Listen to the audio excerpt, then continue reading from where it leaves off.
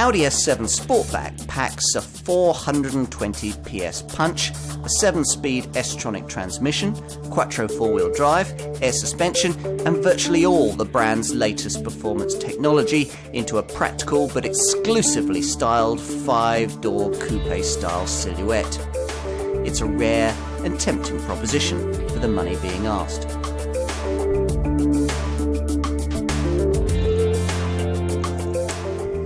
It wasn't very long ago that a car like this simply wouldn't have been possible. Ferrari-style power stats with 5-door family versatility. Vanishingly rare exclusivity and a hand-built interior, yet a price tag almost within executive reach. And perhaps most tellingly, rests to 62 miles an hour in under 5 seconds, yet a 30 miles to the gallon capability. Welcome to the Audi S7 Sportback. This, as you may already have guessed, is a performance flagship for the A7 Sportback range. This a 5-door coupe model line that Ingolstadt has created to challenge stylised executive contenders like BMW's 6 Series Gran Coupe and the Mercedes CLS class. I say a performance flagship. Actually, the performance flagship of the A7 range is the 560 PS RS7 Sportback model, a car which looks tempting but costs around 35% more than this S7 and uses essentially the same V8 bi-turbo petrol engine you'll find here to go, well, not very much faster. So, with a perfectly adequate 420 PS on tap, this S7 makes more sense. As long as you appreciate that any concept of sense and sensibility is somewhat relative when you're talking about a 4-litre petrol-powered executive fastback weighing around 2 tonnes. And in any case, if you really were being sensible and wanted a quick A7 Sportback model, the 3-litre bi-TDI Quattro diesel version is significantly cheaper, 50% more economical, and just half a second slower from rest to 62 miles an hour. But we'll get into that as we go along. Bottom line is that this car delivers much of what you'll find in far more expensive, potently powered, stylised executive cars like, say, Porsche's Panamera 4S and BMW's 650i Gran Coupe for an awful lot less. Let's try it.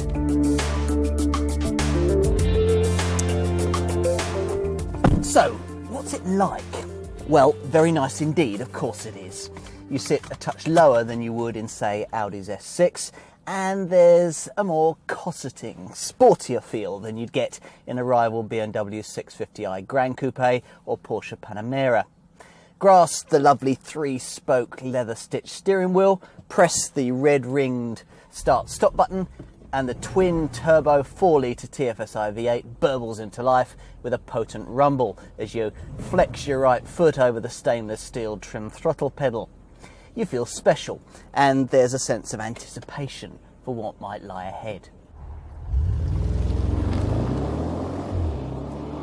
Once out on the open road, the Quattro grip hurls you away from rest, regardless of whether the surface beneath you is wet or dry, with all 550 Newton meters of torque available low down in the rev range from just 1500 RPM.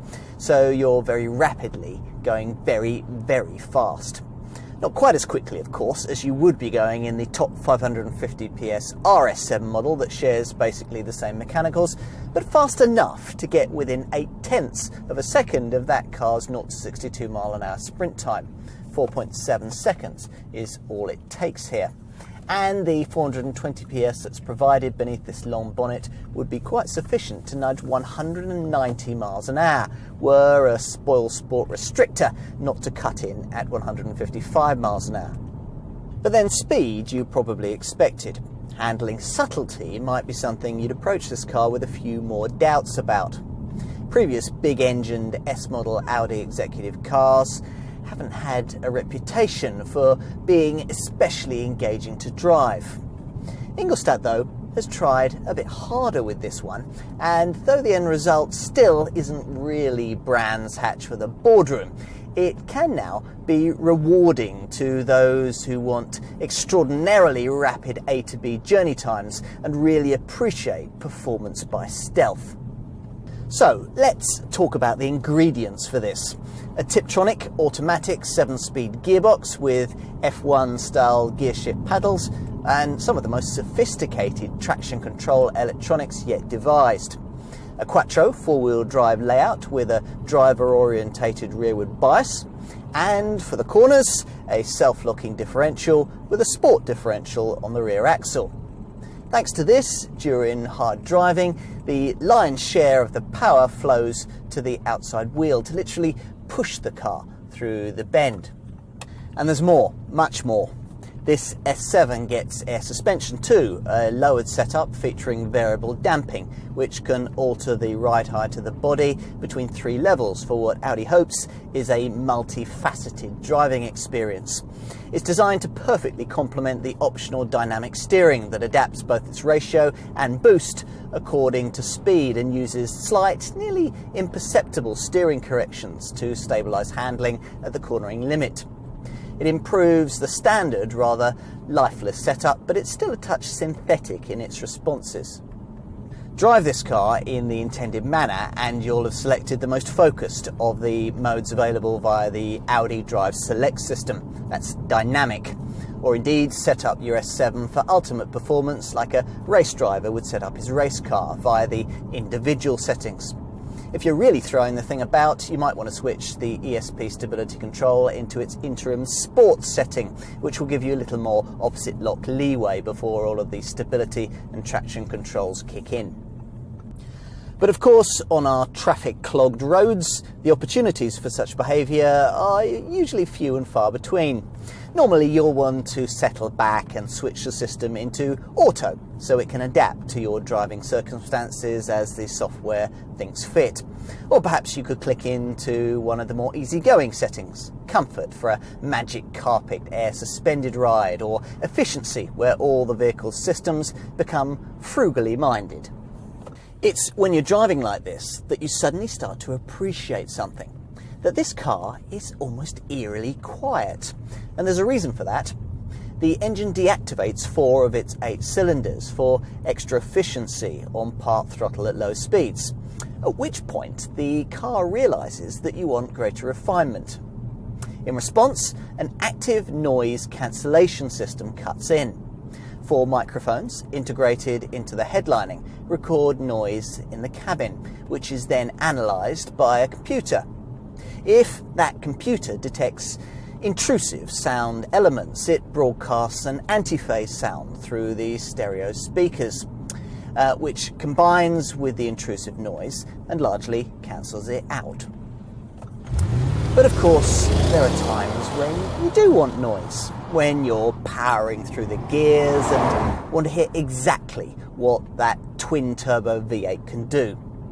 Audi understands that too, so there's a sound actuator in the exhaust system to emphasise the sonorous note of this thumping 420 PS power plant under hard throttle.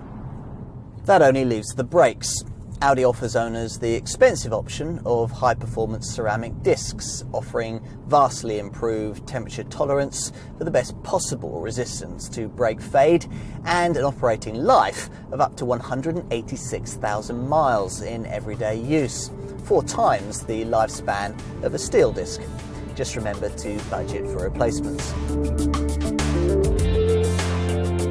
You'll buy this car because of what it says about its brand and because of what it says about you, with a look that's measured, efficient, sporting and quietly exclusive. The long bonnet, the long wheelbase and the short overhangs create perfect proportions, while the swooping roofline is reasonably successful in giving this 5-door model the character of a coupe. Subtle, eye-catching details around the single-frame grille, the front bumper, the side mirrors and the sills set the S7 apart from its humbler A7 stablemates. And there are more to be found as you move further back past the 19-inch wheels with their black calipers and appreciate bespoke touches around the rear bumper, the diffuser and the tailpipes. At motorway speeds, a rear spoiler extends from the rear hatch to improve stability. The interior is similarly restrained but impressive.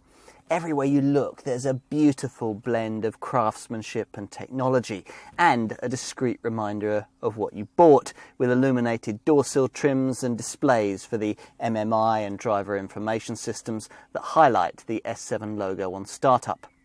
A red ring adorns the start-stop button with an aluminium clasp, the selector lever. The footrest, the pedals and the soft keys of the MMI operating system get a gleaming aluminium style finish. There's full leather, of course, and at the front, multi-way power adjustable sports seats designed exclusively for this model. The 3-spoke S Quattro steering wheel has colour contrasting stitching and a set of aluminium look shift paddles just behind it. Beyond them, you view a set of bespoke instruments featuring grey dials with white needles. Rear seat accommodation is equally beautifully trimmed, but the main drawback for me as a family man with 3 children is that on an S7 you don't get the option available on ordinary A7 Sportback models of a 3-person rear bench. If that's not an issue for you, then you'll find little else to criticise here. This car is, after all, a hefty 5 metres in length, so you'd expect 2 adults to be able to stretch out very comfortably here, as indeed they can.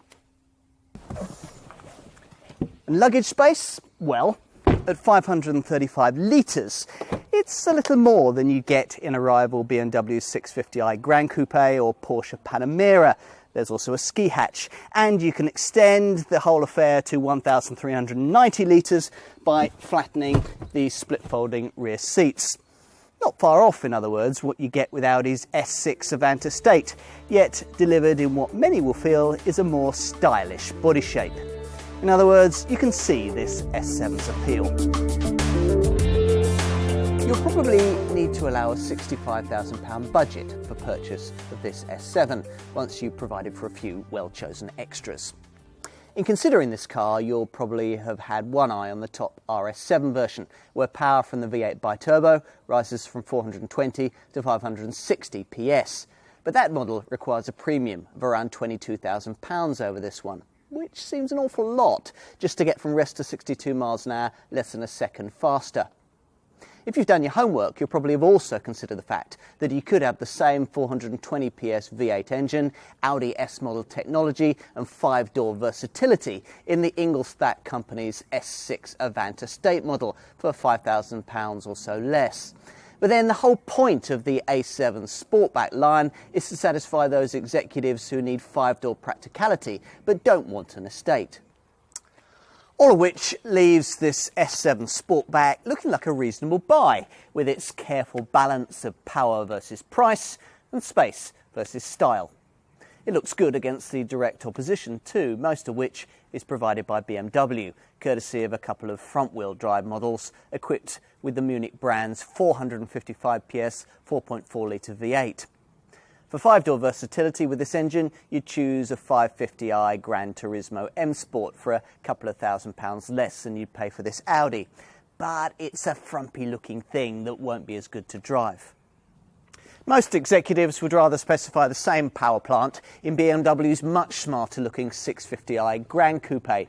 But that car in dynamic M Sport form will cost you another £13,000 more than an S7, and it only has 4 doors. With no comparably powerful Mercedes CLS class to compete against this particular Audi, the CLS 63 AMG is pitched more precisely at the RS7 model. The only other direct rival is Porsche's Panamera 4S. That car at least has the 4-wheel drive system that the BMW alternatives lack, plus it has the same 420 PS output as this S7 and the same 5-door layout. Problem is though, it's around £24,000 more. If, having considered all of that, you conclude that it is an S7 that you really want, then you're going to need to know what's included in the standard buying proposition. We don't have all night, so I won't trouble you with the full equipment list, but I will pick out a few highlights. The gorgeous 19-inch 5-spoke alloy wheels, the sport differential that varies torque between the rear wheels as part of the Quattro 4-wheel drive system, firing you through the bends, and the S Sports Adaptive Air Suspension, which works with the Drive Select system so that you can set the car up according to your mood. Then there are the creature comforts, the full Valcona leather interior with 12-way power-adjustable heated sports seats, and the satellite navigation system with its 6.5-inch folding colour display. But we haven't yet got to the stuff that'll really interest the technophobes. Take the optional mobile telephone preparation high with Audi Connect package that I have here. It transforms your S7 into a WLAN, that's Wireless Local Area Network, hotspot, so that passengers can surf the internet and email via their mobile devices. It also brings customised online services into the car, such as Google Point of Interest search by voice control, navigation with Google Earth Images, and Google Street View. Another useful feature is Audi Traffic Information Online that briefs you on traffic movements along your route. And the smartphone Audi Music Stream app that S7 drivers can use to receive more than 5,000 internet radio stations. If you think all of that's neat, then I think you'll agree with me that the standard satellite navigation system with its 60GB hard drive is especially clever. If your car has the necessary special module, it's potentially programmable in all kinds of clever ways that I think really set this car apart. For example, at night, if it's directed you to a crossroads, it'll widen the headlight beam so you can better see the junction. If it's directed you abroad, it'll tweak the headlamps for driving on the right and change the clock for you. If it's taking you uphill or around tight corners, it'll pre-warm the auto gearbox, so avoiding unnecessary gear changes for a smoother, more efficient journey. You can even use it to view Google Earth and get a picture of your destination at the same time as you check out Google News and weather and create in your car a mobile WLAN hotspot. As you can probably tell, I love gadgets. In fact, were I a potential buyer, I might be prepared to find a little more for some of the options fitted to this particular car. The head-up display so that you can get key driving information without taking your eyes off the road. It can even display speed limit signs as you pass them. Then there's the Park Assist system to guide you into tight spaces. The Night Vision Assistant that helps you to better see objects and people in the dark. And Audi's adaptive cruise control setup with a stop-and-go function that on the motorway, for example, can, if necessary, automatically brake you right back to standstill, then off again. As for safety, well, I was a little surprised to find that you have to pay quite a lot extra for the Audi Side Assist system that stops you from dangerously pulling out to overtake another car, and the Audi Active Lane Assist system that stops dozy drivers from veering out of their lanes on the highway. But as standard, you do get a more advanced braking system than you'll find on other A7s, even if you don't opt for the pricey extra-cost carbon fibre ceramic discs. And a set of xenon headlamps you can specify with high beam assist that'll dip them automatically at night in the face of oncoming traffic. Plus, there are all the usual airbags and electronic assistance features for braking and traction that you'd expect. In addition, a stability control system with an extra sport setting to stop the electronics being too intrusive if you're driving hard. Now, you won't be expecting a big twin-turbo 4-litre petrol V8 to deliver affordably low running costs, so this S7's 29.4 miles to the gallon combined cycle fuel return might come as a pleasant surprise, even though that's slightly less than you'd achieve with directly comparable rivals, like the Porsche Panamera 4S and the BMW 650i Gran Coupe. Helping the Audi's cause is a stop-start system that cuts the engine when you don't need it, stuck in traffic or waiting at the lights, and a clever cylinder deactivation system that disengages 4 of the 8 cylinders under part load to maximise fuel efficiency.